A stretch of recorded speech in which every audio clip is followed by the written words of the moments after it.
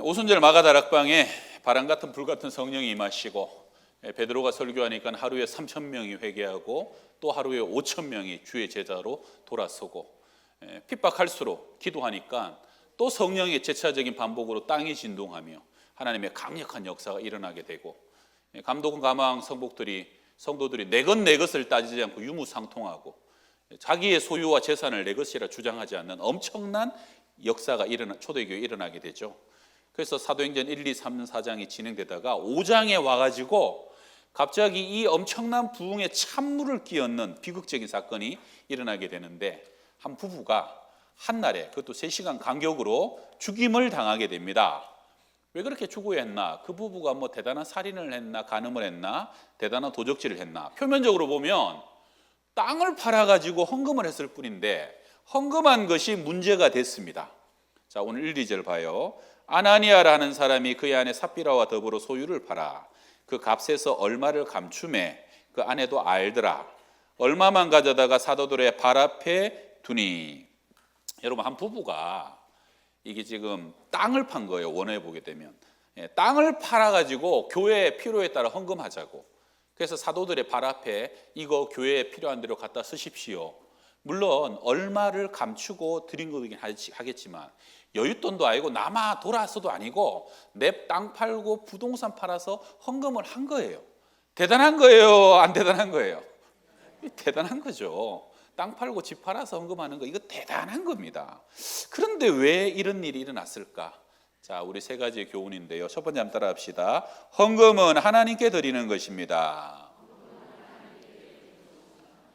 여러분, 헌금하면 그 헌금 그 주머니가 안 보이는 중에 그대로 하늘에 올라간다라고 믿었던 시절이 있으십니까?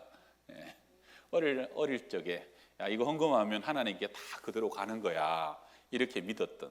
오히려 나이가 들고 신앙의 연륜이 깊어질 때 그 순수했을 때 어린아이의 믿음이 오히려 우리에게 더 필요한 때도 있지 않겠느냐. 여러분 아시겠지만 교회에서 여러분 헌금을 하면 요즘은 온라인으로 더 많이 해요. 우리 교회는 보니까 한 60, 70%가 온라인으로 헌금을, 아마 웹 문화에 벌써 이렇게 익숙하다는 거죠. 많이 하시는데, 그럼 어쨌든 계전실에서 다 계전을 하고요. 그 다음에 그것이 은행에 예치되어서 우리 연초에 당회 공동회에 또 재직회에서 결의된 대로 그 위원장님이 그 결의된 계획대로 책임하에 한 해 동안 집행을 하게 하여서 교회 구석구석을 위해서 사용되고, 또 대외적으로도 우리 교회는 한 20% 가까이는 대외적으로 선교, 구제, 또 노회를 섬기고 그런 쪽으로 많이 갑니다. 여러분, 그렇게 사람을 통해 집행되지만 오늘 내가 드리는 헌금을 받으시는 분은 살아계신 하나님이신 줄 믿으시길 바랍니다. 여러분, 아나니아와 삽비라의 가장 큰 잘못은요, 헌금을 드린다고 드렸지만 그들의 마음의 중심에는 하나님께 드린 것이 아니라 사람을 의식하고 사람 바라보고 사람을 위해서 드린 헌금이었다는 겁니다. 자, 오늘 본문 앞에 이제 사도행전 4장이 있는데요. 자, 4장 32절에 믿는 무리가 한 마음과 한 뜻이 되어 모든 물건을 서로 통용하고 자기 재물을 조금이라도 자기 것이라 하는 이가 하나도 없더라. 사도들이 큰 권능으로 주 예수의 부활을 증언하니 우리가 큰 은혜를 받아 그 중에 가난한 사람이 없으니 이는 밭과 집 있는 자나 팔아 급한 것의 값을 가져다가 사도들의 발 앞에 두매 그들이 각 사람의 필요를 따라 나누어 줌이라. 요즘 우리 젊은이들은 결혼을 해도 우리 맞벌이 하니까 우리 남편은 남편의 통장이 따로 있고 아내는 아내의 통장이 따로 있어가지고 자기 번 것을 따로 관리하고 그 다음에 공동생활 경비를 내가지고 그걸로 갖고 공동으로 살림을 운영하고, 전에는 그런 사람이 조금이었는데 요즘은 갈수록 더 많아지는 추세예요. 그러니까 내 재산, 내 소유가 내가 번 것이 중요하다는 거죠. 근데 이제 초대교회는 어떻게 된 건지 성령 받고 은혜 충만하니까 물건을 통용하고 심지어는 내 재물을 내 것이라고 여기는 이가 하나도 없더라. 여러분, 옛날부터 가난은 나라님도 구제 못한다고 했는데 초대교회만큼은 가난한 사람이 한 사람도 없을 정도로 모든 것을 유무상통하고 함께 나누고 필요에 따라 나누어 섬겼다는 겁니다. 여러분, 이게 누가 좀 내놓으란다고 내놓겠습니까? 불쌍하니까 도와준다고 하더라도 아유, 내 먹고 살 거 내 재산은 따로 놔두고 도와주지 어떻게 이렇게 내 거 하나도 가리지 않고 전부 다 교회를 위해서 하나님의 사업을 위해서 다 내놓을 수 있냐는 거죠. 이게 가능한 이유는 하나입니다. 살아계신 하나님께 내가 드린다라고 분명히 믿었기 때문이고요. 그 다음 두 번째는 하나님 은혜 받고 나니까 드리지 못할 것이 없어진 거예요. 은혜 받고 나니까 지금까지 내가 꽉 붙잡고 있던 재물이 그렇게 붙잡아야 될 만큼 매력이 없어지는 거고, 그리고 날마다 부활을 증거하며 살다 보니까요, 야, 이 땅 위의 재산과 소유가 중요한 게 아니다. 우리도 부활하게 될 터인데 그 하늘나라에서 상받고 하늘나라를 예비하는 삶을 살아야 되겠다. 부활이 체감적으로 다가온 거예요. 그리고 마지막으로 이렇게 주님께 드려도 살아계신 하나님이 우리의 삶을 다 책임져 주시지 않겠느냐. 그래서 그 하나님 때문에 드릴 수 있지, 세상에 어떻게 한다고 내가 꽉 쥐고 있는 것을 내어놓을 수 있겠냔 말이에요.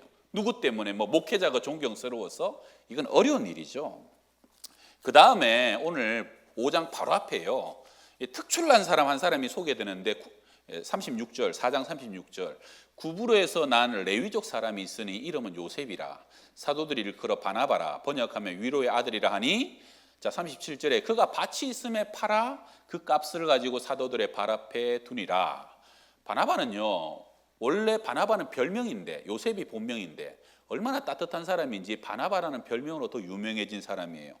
거기다가 바나바는 착한 사람이요, 성령과 믿음이 충만한 사람이라 바나바가 안디옥에 가면 바나바 때문에 사람들이 잔뜩 몰리게 되고 아주 영적인 영향력이 있는데, 그 바나바가 예루살렘에 처음 등장할 때 바나바가 이게 원어가 이제 보면 이제 아그로스라는 큰 농장과 같은 밭을 팔아갖고 그것을 교회에 희사하면서 등장하니까, 여러분 안 그래도 착해요, 성령 충만해요, 영적인 영향력이 있어요, 적지 않은 땅까지 팔아갖고 희사하면서 교회를 위해서 딱 등장하니까 이쯤 되면 이 바나바는 초대교회에서도 아주 특출나고 걸출한 인물이에요.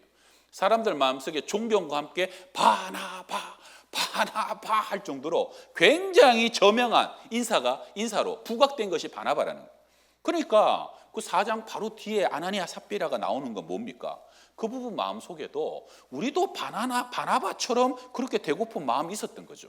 근데 두 마음이에요. 한켠에는 바나바 같은 칭찬과 명성과 인기를 얻고 싶었고, 그래갖고 자기들 나름대로 땅을 팔아갖고 헌금을 하려고 손을 쥐었더니 또 그때는 또 돈이 아까운 거예요.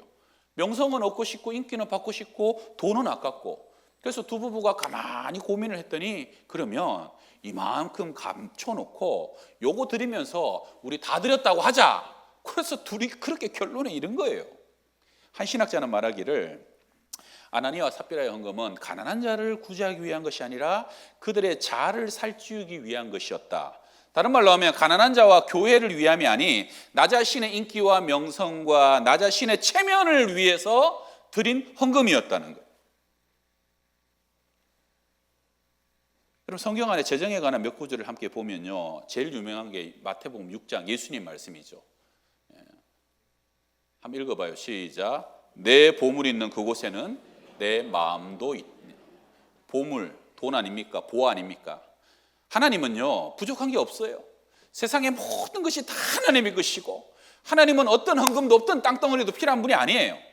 근데 왜 하나님이 헌금을 통해서 받기를 기뻐하십니까? 그 돈이 아니라, 땅이 아니라 그 헌금 안에 사람의 마음이 남겨 하나님께 드려지니까 하나님은 그 마음을 물질과 함께 받기를 기뻐하시는 하나님이신 거 아닙니까? 그러니까 여러분, 바나바가 땅을 팔았다고 내가 같이 땅을 팔 필요도 없는 것이고, 바나바가 몽땅 다 드렸다고 내가 다 드릴 필요도 없는 거예요. 헌금과 봉헌은 누구와 비교하고 경쟁할 필요도 없는 거고, 또 누구라도 비교하고 경쟁 당하게 해서는 안 되는 겁니다. 아멘이십니까? 또 하나 헌금의 원리, 고린도서 9장입니다. 같이 읽어요. 이것도 시작. 각각 그 마음에 정한 대로 드릴 것이요 인색함으로나 억지로 하지 말지니 하나님은 즐겨내는 자를 사랑하시느니라. 내가 기도하면서 믿음의 분량대로 내가 하나님 앞에 정해서 정직하게 드리면 되는 거예요. 하나님은 없는 것을 받지 않습니다. 근데 정말 드리고 싶은데 내가 정말 드릴 것이 없는 사람은 찬송도 있잖아요. 몸밖에 드릴 것 없어 이 몸 드립니다. 여러분, 물질 있는 사람은 물질을 드리지만 시간 있는 사람은 시간을 드리고 재능을 드리고 예배를 드리고 내 삶에 가장 작은 것, 내가 드릴 수 있는 것을 드리면 하나님은 받으시는 거예요. 우리 하나님은 그 마음의 중심을 어떤 것을 통해서도 내가 드릴 때 기쁘게 즐거이 하나님은 영광 중에 받으신 하나님이시라는 거예요. 저는 목회하다 보면 헌금에 관해서 비밀스럽게 상담하시는 분들이 가끔 있죠. 어떤 분은 수백만을 저한테 갖고 오고 어떤 분은 수천만을 갖고 와서도 헌금하면서 그런 적이 있어요. 목사님 죄송하다고. 아니 이렇게 헌금하는데 뭐가 죄송합니까?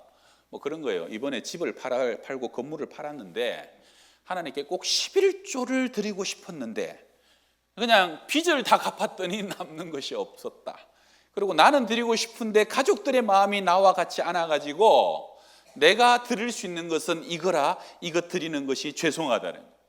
여러분, 하나님이 그분의 마음의 중심을 안 받으시겠습니까? 드리고 싶어도 드릴 수 없는 그 애절함을 주님께서 모르시겠어요? 우리 교회가 매주 여러분 주보에 헌금 명단을 이렇게 이름을 내는 것은 재정의 투명성 때문에 그래요. 교회도 사람이다 보니까 이게 영수증처럼 사람은 냈는데 우리가 집계하는데 혹시 빠진 것이 있나 보시라고, 그래서 매주 우리가 이렇게 이름을 내는데, 어떤 분은 이렇게 헌금을 내시면서도 목사님 내 이름은 꼭 그냥 익명으로 해달라고. 왜요? 그럴 만한 사정이 있다는 거예요. 그러면서도 뭐라 하냐면, 참 죄송한 게 어른한테 뭐 하나 드릴 때 김경우 드림 올림하고 꼭 이름을 적어야 되는데 그렇지 못해서 그게 예의인데 괜찮겠냐고. 아유, 사정이 있어서 이름을 못 적으면 하나님이 그 이름 모르시고 그 사람 모르시겠냐고. 하나님이 기억하시는 거죠.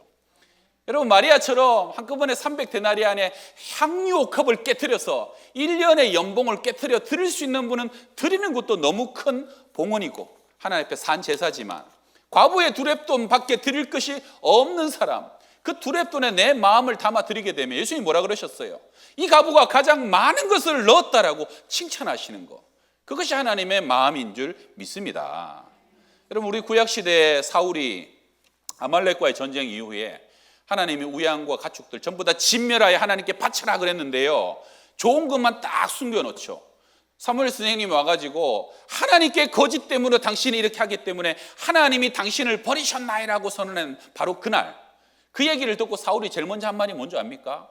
하나님이 나를 버리셨다는데. 그 말은 아랑곳하지 않고, 그래도 사무엘 선생님 나랑 같이 백성들에게 가셔서 내 체면만 좀 세워주십시오 이랬어요. 여러분, 사람이 변질되고 타락하면요, 어느 순간 보이지 않는 하나님은 신경 쓰지 않아요. 하나님이 나를 어떻게 생각하는지, 하나님이 나를 어떻게 판단하는지는 안 중요해요. 그저 사람 앞에 체면들, 위신들, 사람 앞에 내가 어떻게 비춰질까. 헌금도 예배도 나의 모든 봉사도 그렇게 되어진다면 어느 순간 하나님께서 받으시는 것이 아니라 내가 점점 죄 가운데 나를 위한 헌금과 나를 위한 우상이 되어진다는 것입니다. 여러분, 우리의 모든 예배든 기도든 봉사든 작은 봉헌이든 살아계신 하나님 앞에 드려지는 것인 것을 믿고 그 하나님께 드려지는 우리의 모든 헌신이 되시기를 주의 이름으로 축원합니다. 김미진 간사님이란 분이 있어요. 이분이 최근에 왕의 재정이란 책도 내셨고, 또 이분이 전국 교회 다니면서 재정, 돈에 관한 특강을 그렇게 잘하시는 분인데, 이분 간증입니다. 50억이나 되는 빚을 살아가는데 이분이 빚을 갚을 힘이 없어요. 그래서 하나님께 울면서 기도하는데 하나님은 어느 날 내가 너의 빚을 다 해결해 주겠다 확신을 받고 너무 기뻐하고 감격합니다. 그런데 그러다가 며칠 지나서 둘째 아이 다은이에게 먹일 우유가 뚝 떨어진 거예요. 우유 살 돈도 없어진 거예요. 그러니까 하나님 50억은커녕 애 우유 먹일 돈도 없는데 그러면서 50억을 진짜 하나님이 갚아주시겠냐고. 그래서 낙심이 되고 시험이 들라 그러는데 다음날 새벽에 일찍 잠에서 깼어요. 그래서 집 앞에 나갔더니 이분이 빨간 벽돌로 된 집에 사는데 그 집이 똑같은 쌍둥이처럼 집 두 개가 나란히 서 있는 집 있잖아요. 그런 집에 산대요. 그래갖고 그 앞에 딱 나갔더니 그 벽돌집 사이 가운데 1.5리터짜리 하얀 우유가 하나 놓여 있는 거예요. 그래가지고 이거 뭐 우리 거 아니니까 옆집 할머니 거겠죠.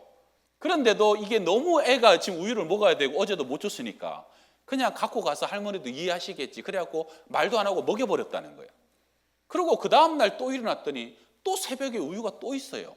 그래서 둘째 날, 셋째 날 계속 우유를 가져 먹이다가 넷째 날 우유를 갖고 딱 집었다가 마음속에 내가 이러면 안 되지. 이건 아니지. 그래가지고 그 우유를 들고 할머니 집에 가갖고 노크를 똑똑똑똑 하니까 할머니가 새벽에 나오셔요. 그러고 할머니, 내가 아이 우유가 없어갖고 세 병을 도적질했어요. 너무 죄송해요. 다음에 꼭 갚을게요. 그런데 막 눈물이 뚝뚝뚝뚝뚝 떨어지더래. 그런 말 하고 미안하다고 하는 자기의 처지가 너무 서글프고 처절하더래요. 그래갖고 이거 울면서 그냥 그 앞에 가만히 고개를 숙이고 있는데 할머니 하는 말이, 아니 유진 엄마, 이 새벽부터 무슨 난리야? 그리고 우유는 무슨 소리야? 이러는 거예요. 알고 봤더니 그 할머니는 우유 알러지가 있어요. 처음부터 우유를 산 적도 없고 배달시킨 적도 없고 필요하지도 않은 사람이에요. 그 우유 모른다는 거야. 그러니까 이게 할머니 우유가 아닌 거죠. 지난 나흘 동안 누가 여기다 갖다 놨나? 그래갖고 그 다음 날은 거의 밤을 새다시피 해서 어떤 천사가 우유를 갖다 놓는가 했더니 새벽 5시가 됐을 때 옆에 이웃교회 설린교회의 담임 목사님 아는 분이에요. 그분이 자전거를 타고 와서 거기 우유를 딱 놓고 가는 것을 보고 쫓아가갖고 목사님 그러고 사정을 다 얘기를 했더니 이 목사님 말이 그래요. 권사님 한 분이 자기 교회에서 이렇게 젖소 낙농업을 하는데 이분이 항상 아침마다 우유를 짜갖고 자기한테 섬김으로 갖다 준다는 거예요. 그래서 늘 그것을 매일 잘 마시다가 나흘 전에 하나님이 나보고 이 우유를 미진이네 집에다 가져다 줘라 하는 감동을 주셔가지고 그래가지고 그걸 새벽에 갖고 왔는데 분명히 빨간 벽돌집인데 이 집인지 저 집인지 모르겠더래요. 그래갖고 가운데 놓고 명령하신 하나님이 정확히 배달해 주실 줄 믿습니다 하고 지금까지 배달했더니 제대로 들어갔다는 거죠. 할렐루야. 여러분, 하나님은 우리 삶에 가장 작은 것을 감찰하시고 그 작은 것까지 들으시고 응답하신 하나님이신 줄 믿으시길 바랍니다. 여러분, 그 우유 4통 해봐야 돈으로 얼마 하겠어요? 그러나 그 우유를 친히 공급하시고 순종하여 받은 그 엄마의 마음은 얼마나 감격과 눈물이 없습니까? 하나님이 받으시는 헌물도 바로 그거라는 겁니다. 크고 대단한 것이 아니라 정말 우리의 눈물과 감사와 고백이 들어있는 헌금을 드리고 우리의 삶을 드릴 때 영광 받으시는 그 살아계신 하나님께 드려지는 여러분 매주일의 삶이 꼭 되시기를 축원합니다. 자, 우리 두 번째 한번 따라할까요? 하나님의 큰 역사는 성결을 요구합니다. 우리 구약에 광야 40년 지난 백성들이 가나안 땅에 들어가서 제일 먼저 치른 전쟁이 여리고성 전쟁이죠. 여리고성은 이중성이고 난공불락이에요. 그때 그 성은 또 이렇게 기울어져 있고 올라갈 수도 없고 그리고 그 성은 철옹성입니다. 그런데 하나님이 7일 동안 6일 동안 하루에 한 바퀴씩 돕고 마지막 날 7일째는 7바퀴 돌고 외쳐라 하고 순종했을 때 그 성이 와르르 무너지잖아요. 그리고 하나님이 처음 하신 말씀이 이 성과 그 가운데 있는 모든 것은 여호와께 온전히 바쳐라. 여기서 온전히 바쳐라는 것은 히브리어로 헤렘입니다. 헤렘. 이건 뭐냐면 첫 것은 하나님의 것이라는 거예요. 첫 아들, 첫 제사, 첫 곡식, 첫날, 일주일의 첫날, 한 해의 첫날 전부 다 하나님의 것이기 때문에 그것은 불태울 수 있는 것은 불태워서 하나님께 온전히 바치고 번제로, 그렇지 않은 금은은 하나님의 창고에 전부 다 드림으로 사람이 손대지 말고 하나님의 하나님 되심, 하나님의 왕과 주인 되심을 철저히 인정하는 헤렘으로 드려라 하는 거예요. 그런데 아간이 신할산 외투한벌과 은 200세겔, 근 50세겔을 자기 장막, 천막 속에 몰래 감추죠. 여러분, 여기서 아간이 감추었다는 그 표현과 오늘 아나니아 삽비라가 본문 2절에 감추었다는 토스피조마이라는 표현이 같은 의미예요. 둘 다 탈취했다, 도적질했다, 횡령했다. 어떻게 됩니까? 아간은 그 다음 전투 아이성, 훨씬 더 작은 성이었지만 하나님이 진노로 대패하죠. 처음으로 36명이라는 엄청난 이스라엘 군사들이 죽임을 당하고 결국은 아간은 그 가족과 그 소유와 그가 훔쳤던 그 모든 것까지 아골골짜기에 버림짐 당하면서 오히려 그 온 집안이 헤렘으로 진멸당하게 됨으로써 하나님께서 그 죄를 깨끗게 하시죠. 베겔과 브루스 등 신학자들은 아간의 범죄를 신약의 아나니아 삽비라 범죄와 비견합니다. 첫 번째는 두 사건 모두 하나님의 역사의 초창기에 있었던 일이다. 처음 들어가서 첫 전쟁 가운데서 범죄한 것이고 신약교회가 왕성한 부흥을 걸어가는데 처음으로 이 부부가 범죄한 거란 거예요. 그래가지고 아간은 이스라엘 군대의 승리의 행진을 중지시켰고 아나니아와 삽비라는 초대교회 예루살렘 교회의 부흥을 중지시키고, 제일 중요한 건 뭐냐면 두 사건 모두 하나님의 강력한 임재와 기적의 역사 한가운데 저질러진 거라는 거예요. 여러분, 그 난공불락의 여리고성이 순종으로 외칠 때 와르르르 무너지는 것을 직접 보고 목도하고 난 뒤에 그 다음에 하나님 앞에 거짓과 기만으로 그것을 속여버린 것이 아간이었고요. 성령 강림절에 성령이 부어지고 안진뱅이가 일어나고 각양기사와 역사가 이루어지는데 아나니아와 삽비라가 그것을 보고도 하나님 앞에 탐심과 거짓으로 하나님을 속인 거라니. 그러니까 아간 속에 역사했던 그 거짓과 탐심이 1500년 뒤에 아나니아와 삽비라 속에 마귀와 사단을 통해서 동일하게 역사함으로 이것은 사람을 속인 것이 아니라 하나님을 기만하고 성령을 속였다는 것입니다.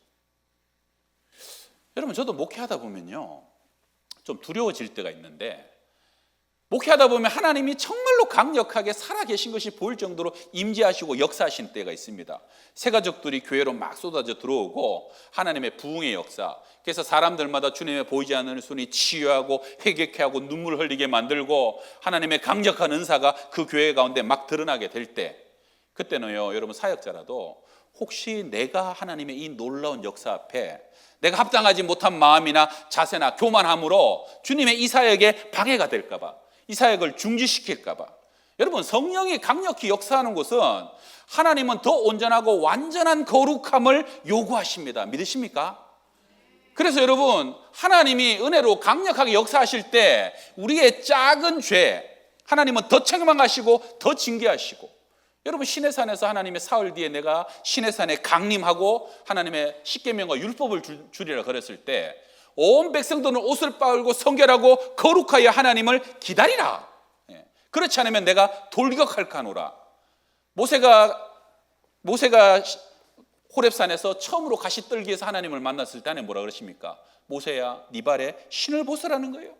만선의 기적 앞에 선 베드로가 무릎 꿇고 처음 한 고백이 뭐예요? 주여, 나를 떠나소서, 나는 죄인입니다.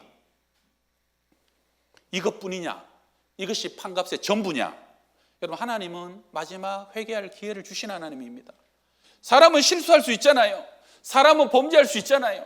사람은 어찌하다가 하나님의 뜻을 거스를 수 있잖아요.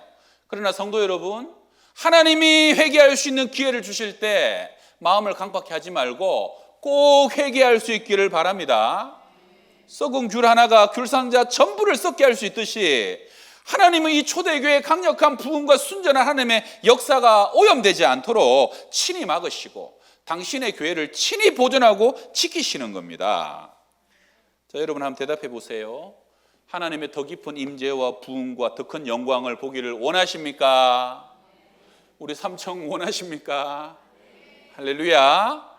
하나님의 더 큰 역사를 원하시고 더 깊은 예배의 성소와 영광을 보기 원하시면요, 하나입니다. 성결하셔야 됩니다. 내년에도 우리 한 초쯤에 우리 교회 장로님 5분, 또 권사님 12분, 안수집사님 이렇게 항존직분자 세울 텐데요, 사모하는 분들은 기도로 준비하시고, 이미 중직이신 분들이나 또 교회 각처에서 사명을 감당하시는 분들, 하나님의 더 온전한 성결함으로 하나님의 사역에 누가 되지 마시고 하나님의 부흥의 일꾼이 꼭 다 되시기를 주의 이름으로 축원합니다. 자, 세 번째 한번 따라 합시다. 믿음으로 함께 승리하는 부부가 됩시다.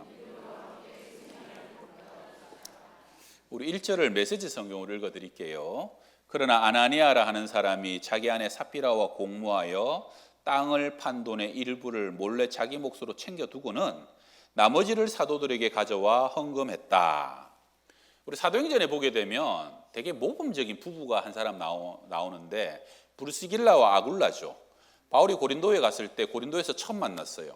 그 부부는 천막 만드는 업이 같은데 자기 집에 바울을 초청하여 고린도 교회를 함께 개척하고, 그리고 바울이 후에 에베소를 가면 에베소를 따라가고, 바울이 로마 감옥에 들어갔을 때는 그가 로마까지 따라가가지고 바울의 모든 사역을 지원하고, 바울이 뭐라 그러냐면 저 부부는 나를 위하여 자기의 목이라도 내어놓을 수 있는 부부들, 자기의 삶의 소유와 모든 것을 다 들여 교회를 세우고 주의 종을 섬기며 헌신했던 브리스길라, 아굴라 같은 그러한 이상적인 부부가 있는가 하면 오늘 아나니아와 삽비라, 한날에 함께 망하게 된 부부입니다. 여러분, 부부는 참 이상한 게 닮아요. 믿으십니까? 기분 나빠요? 부부는 닮습니다. 아멘입니까? 암만 버팅겨도 닮아요. 안 닮은 거 그렇죠? 닮아 있어요. 결정적인 가치 생각, 믿음의 결정적인 부분에서는 꼭 부부가 같은 소리 한다니까요. 닮아요. 아닌 척하지 마시고. 자, 우리도 베드로전서 3장 7절 같이 읽어봅시다. 시작. 남편 된 자들아, 이와 같이 지식을 따라 너희 아내와 동거하고, 저는 더 연약한 그릇이요 또 생명의 은혜를 유업으로 함께 받을 자로 알아 귀히 여기라. 생명의 은혜를 유업으로 함께 받을 자입니다. 주님 앞에 섰을 때 나중에 함께 두 손 잡고 같이 서서 수고했다, 충성했다. 여러분, 둘 중에 하나만 열심히 믿음 생활 했는데요, 둘 중에 하나만 헌금 생활 많이 했는데요, 아니 한 사람이 애도 봐주고 살림도 해주니까 충성한 거고, 한 사람이 또 열심히 벌어다 주니까 헌금한 거고, 안 그래요? 혼자 잘나서 혼자 다 할 수 있는 부부가 어디 있습니까? 부자도 같이 부자 되는 거고 가난해도 같이 하는 것이고, 누군가는 그 중심을 딱 잡아주니까 마음껏 날개를 펴고 그렇게 열심히 섬기고 충성하고 내가 원하는 하나님 일을 할 수 있는 거 아닙니까? 본문에서 보게 되면 아나니아가 먼저 주도적으로 소유를 팔아 감춘 것으로 보여요. 아나니아가 주도적으로. 그럼 여러분, 아내들, 보통 남편이 이렇게 뭘 감추고 속이면 알아요, 몰라요? 아내들은 귀신처럼 압니다. 이쯤 되면 남편이 숨긴 거 은근히 모른 채 해야 돼요. 박수 쳐줘야 돼요. 아니면 아닌 건 아니라고 제동 걸고 태클을 걸어야 됩니까? 왜 이렇게 이분은 갈리죠? 너 혼자 죄 짓고 너 혼자 뭐 잘못해라 뭐 이건 아니잖아요. 여보, 어차피 하나님께 드리려고 마음먹은 거 안 팔았으면 모를까? 팔고 처분했으면 정직하게 다 드립시다. 아니 어차피 하나님 앞에 믿음으로 드리는 거 하나님이 책임져 주시지 않겠습니까? 아내가 그렇게 얘기했으면 얼마나 좋았을까요? 이 근데 마치 하와가 선악과 먼저 딱 따먹고 아담 당신도 먹어봐요. 그러니까 아담이 그걸 또 바보처럼 그냥 받아갖고 먹고 맛있네, 괜찮네 이러면서 같이 범죄하니까 같이 멸망과 죄악의 길로 걸어가고야 마는 것이죠. 여러분, 정직한 배우자를 만난 것 하나님의 큰 축복인 걸 믿으시길 바랍니다. 기도하는 아내, 말씀대로 살려고 충성하는 남편, 최고의 남편이고 최고의 아내를 선물로 주신 것이에요. 여러분, 믿음의 분량이 다를 때는 믿음 좋은 배우자를 따라가시길 바랍니다. 헌금의 분량이 다를 때도 믿음 좋은 배우자의 대안을 막지 마시고 그렇게 헌금하고 그렇게 주님께 드리시면 세월이 지난 다음에 후회하지 않게 될 것입니다. 어떤 식으로든 믿음으로 정직하게 하자는 것에는 될 수 있으면 협조하고 제동 걸지 않으면 어느 순간 부부가 함께 성장하고 성숙하고 더 믿음 가운데 서 있게 되는 것을 발견하게 되는 것이죠. 에베소서에서는 부부의 의미를 서로가 서로를 더 거룩하게 만드는 존재다. 첫 번째는 채워주는 거예요. 남편은 아내를 내 몸처럼 사랑해 줌으로 아내를 더 빛나게 만들고, 아내는 남편을 존경함으로 남편을 더 빛나게 만들고, 두 번째는 깎아주는 존재인데, 여러분, 남편 눈에만 보이는 아내의 허물과 티가 있고 아내 눈에만 보이는 남편의 은밀한 죄가 분명히 있는 거예요. 부부는 그것을 믿음으로 서로 깎아줘서 더 거룩하게 만들어가는 존재예요. 잠언 27장 철이 철을 날카롭게 하는 것 같이 사람이 그의 친구의 얼굴을 빛나게 함 같이 부부야말로 서로의 얼굴을 더 빛나게 하고 하나님 앞에 더 아름답게 발견되게 하고 나중에 마지막 날 생명의 은혜를 유업으로 함께 받을 자라 주님 앞에 영광스러운 신부로 함께 서는 그러한 존재로 여러분 부부를 맺게 해주신 것을 꼭 믿으시길 바랍니다. 살다 보면 어려움도 많고 힘든 것도 많고 안 맞는 것도 많았지만 수십 년 살다 보니까 우리가 만났기 때문에 하나님께 더 많이 드리게 됐네. 우리가 같이 살다 보니까 합쳐서 하나님께 더 충성하고 헌신하고 이전보다 우리의 믿음도 더 성장하고 성숙하고 참고 인내하면서 더 많이 기도하게 되었네 하면요, 이미 그 부분은 이전보다 더 신령해져 있는 것이에요. 그런데 둘이 만났더니 신앙은 더 까먹고 더 주님께 온전히 드린 것도 하나도 없다. 그럼 너무 안타까운 거 아닙니까? 몸을 드리고 시간을 드리고 내 삶을 드림으로써 하나님 앞에 서는 그날을 기대하는 것. 스펄전은 나는 행복하기보다는 거룩해지고 싶다. 참 좋은 말이죠. 모든 것이 다 사라질 때가 오죠. 건강도 사라지고 미모도 세상 자랑과 인기, 내 재산 소유도 다 사라지게 될 때 우리의 겉사람은 후패하나 속사람은 날로 새로워지는 가정과 부부 되시고요. 세상의 것들은 다 지나가지만 하늘의 영원한 것들을 부여잡고 그래서 마지막 날 영광스러운 모습으로 주님 앞에 발견되어지는 그러한 성도가 되고 부부가 되고 가정들 다 되시기를 주의 이름으로 축원합니다.